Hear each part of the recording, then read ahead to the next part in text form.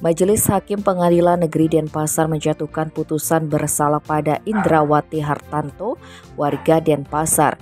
Karena itu Majelis Hakim yang diketuai Putu Suyoga sepakat menjatuhkan putusan pada Indrawati berupa pidana penjara selama 2 tahun dan 6 bulan. Putusan tersebut sama dengan tuntutan jaksa penuntut umum Imam Ramdhani. Nenek berusia 72 tahun ini disebutkan Majelis Hakim sesuai fakta persidangan telah menipu pembeli tanah di Sempidi Badung.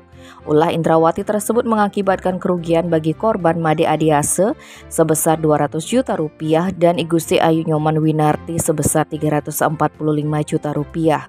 Disebutkan perkara yang membelit Indrawati berawal saat ia membeli tanah dengan sertifikat hak milik Niloh Gediniti yang kemudian dilanjutkan penandatanganan perjanjian jual beli di Notaris Iwayan Rusmawan pada 4 September 2020.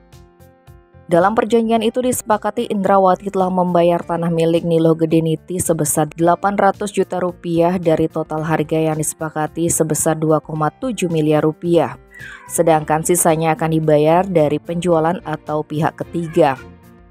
Dalam perjalanannya, Adiase dan Nyoman Winarti tertarik membeli tanah tersebut dengan membayar lunas tanah seluas 100 meter persegi. Namun uang bayaran tersebut tidak diserahkan dan dipakai untuk kepentingan Indrawati sendiri. Tim Bali Express melaporkan.